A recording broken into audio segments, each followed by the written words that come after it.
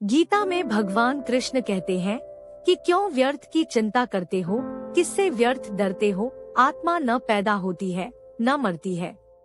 जो हुआ वह अच्छा हुआ, जो हो रहा है वह अच्छा है, जो होगा वह भी अच्छा ही होगा। भविष्य की चिंता न करो। चिंता, शंका, भय और निराशा हमारे दुश्मन हैं, जो हमें धीरे धीरे नीचे गिरा देते हैं। आपके शत्रु में सबसे पहला स्थान चिंता का आता है। चिंता बिल्कुल शहद की मधुमक्खी की तरह होती है, जिसे जितना हटाओगे वह उतना ही चिपटती चली जाएगी। चिंता आने वाले दुख को कम नहीं करती है, बल्कि यह आज के सुख को भी लूट लेती है। चिंता करने वाला इंसान पल पल मरता है और पल पल जलता है। आप कितने भी बुद्धिमान हो, यदि आप चिंता करने लगते हैं तो वह बुद्धि आपकी गायब हो जाती है। चिंता, टेंशन छोटा सा शब्द है, लेकिन इसके परिणाम इतनी भयानक है कि आप सोच नहीं सकते हैं। व्यक्ति को कभी भी भविष्य की चिंता नहीं करनी चाहिए, क्योंकि उससे उसके जीवन में कोई कार्य सिद्ध नहीं होता है। यदि किसी को चिंता ही करनी है तो उसे अपने चरित्र की चिंता करनी चाहिए। चिंता करना समय की बर्बादी है। इससे कुछ भी नहीं बदलता है। यह सिर्फ आपके दिमाग के साथ खिलवाड़ करती है और आपकी खुशी चुरा लेती है। अधिकतर लोग भविष्य को लेकर चिंतित रहते हैं और इस वजह से वर्तमान को बिगाड़ लेते हैं, जबकि ऐसा नहीं करना चाहिए।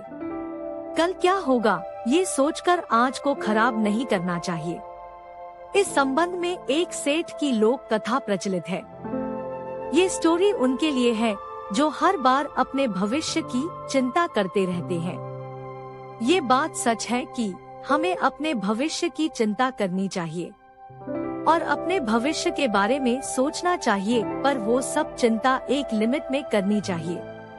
कई बार ऐसा होता है कि लोग अपने भविष्य के बारे में इतना ज्यादा सोचते हैं कि वो लोग अपना आज ही जीना भूल जाते हैं। एक बार एक गांव में एक सेठ रहते थे।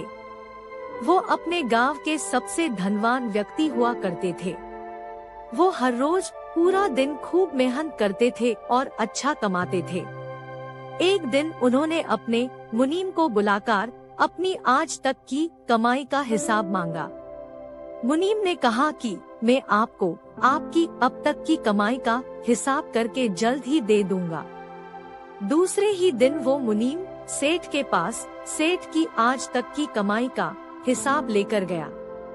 मुनीम ने सेठ को बताया कि जिस तरह से आज खर्च हो रहे हो, उस हिसाब से तो आपने इतना कमा लिया है कि अगर आप आज से कमाना छोड़ दे, फिर भी आपकी 5 पीढ़ियां आराम से अपना जीवन जी सकती है।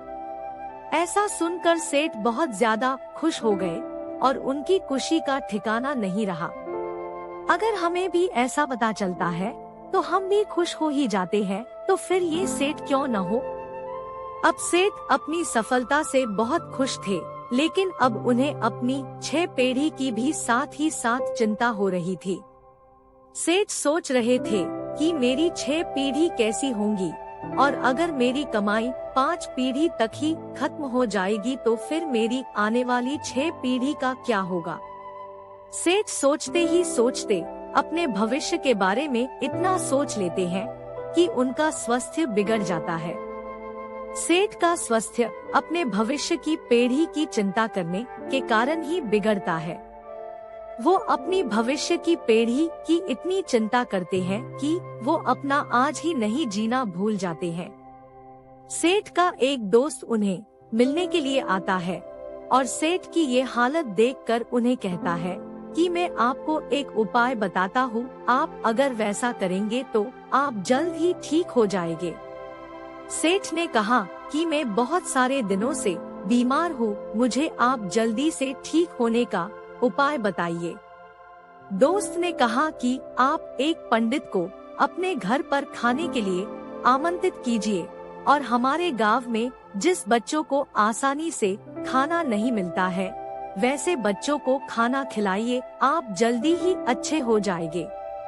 सेठ ने अपने दोस्त की बात मान ली और वो पास में जो पंडित रहते थे उनके घर पर गए और उन्हें कहा कि आप मेरे घर पर खाना खाने के लिए पधारिए। लेकिन अंदर से पंडित जी की पत्नी की आवाज आई कि आज तो हमें किसी दूसरे ने खाना खाने के लिए आमंत्रित पहले से किया है, तो फिर हम आज नहीं आ पाएंगे। सेठ ने कहा कि अच्छा ठीक है, आप क्या कल मेरे घर पर खाना खाने के लिए आ सकते हैं? पंडित जी ने कहा कि मैं कल की चिंता नहीं करता हूँ, मैं अपना कल भगवान के हाथ में छोड़ देता हूँ। पंडित जी की बात सुनकर सेठ हैरान हो गए। बाद में सेठ जैसे उनके दोस्त ने बताया था वैसे ही अपने गांव के उन बच्चों के पास जाते हैं जिस बच्चों को आसानी से दिन का एक टाइम का खाना भी नहीं मिलता हो। सेठ वहां जाकर उन बच्चों को खाना वितरित करते हैं और वो बच्चे बहुत ज्यादा खुश हो जाते हैं। वो बच्चे बिना कल की चिंता किए अपना आज बड़े मजे से जीते हैं। ये सब देखकर सेठ को समझ में आ गया कि कल की चिंता करने से खुद का ही नुकसान होता है। अब वो सेठ भी खुशी खुशी रहने लगे और अपने आज का आनंद लेने लगे और ठीक हो गए। इस छोटी सी कथा की सीख यही है कि हमें भविष्य को लेकर चिंता नहीं करनी चाहिए, वर्तमान में खुश रहना चाहिए। धर्म के अनुसार काम करते रहेंगे तो हमारा भविष्य भी अच्छा ही रहेगा।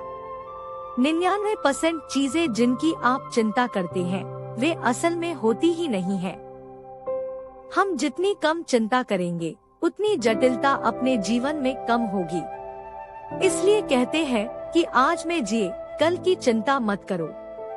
जो है उसकी कदर करे और जो नहीं है उसके बारे में मत सोचे।